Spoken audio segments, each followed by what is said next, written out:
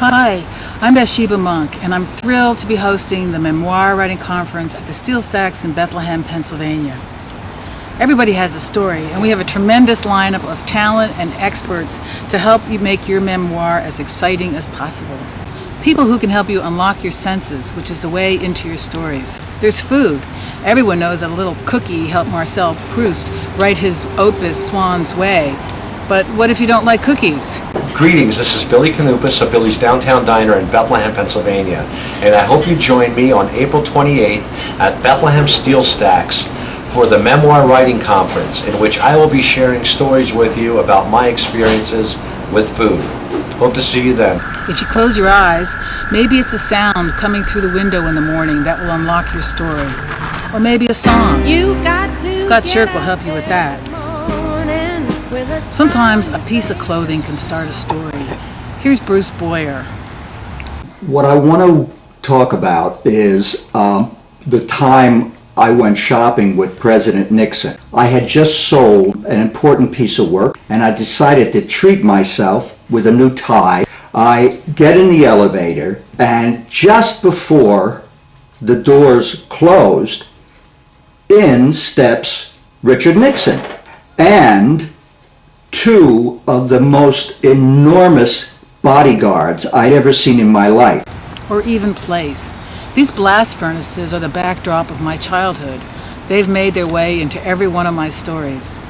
Best-selling author Susan Strait will talk about home and place and how all of her stories take place on the same piece of real estate. You don't have to live in an exotic locale to write a memorable story. Very often, color and texture are the key to your story. Pat Batt will talk about her memory books and how she says volumes without ever saying a word. Award-winning journalist Bill White is our keynote speaker. He's expert at finding stories in details. I'm Bill White, columnist and blogger at The Morning Call, and the keynote speaker for the Memoir Writing Conference, where I expect to talk about the use of humor and the importance of humor in all writing, and particularly in memoirs. So when Bathsheba approached me about participating in a conference devoted to people writing their memoirs, I was very excited about it. And to help you tie it all together in prose, we are very lucky to have Marjorie Maddox and Gary Hafer.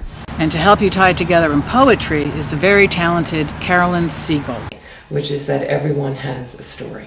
And I think that poetry is an ideal form for memoir writing because it lets us tap into our memories, our desires.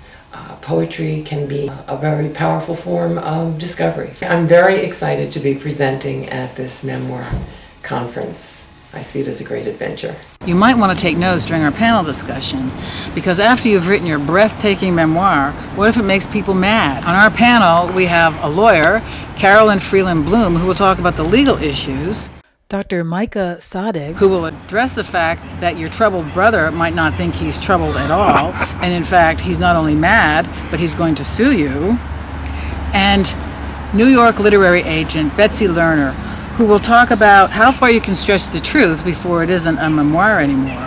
We're going to kick off the event on Friday evening with a limited seating dinner with several of our presenters.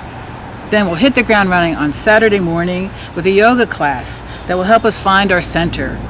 Kat Koppel from West End Yoga in Allentown will help us get the creative juices going for our full day of classes. Then, after you go home and write your memoir piece, you can submit small pieces to me, and I will create an ebook that you can share with your friends and family. Join us. It's going to be a blast, and maybe it'll make you famous. And all because I wanted a new spring necktie. Then people gonna treat you better. You're gonna find, yes you will, that you're beautiful.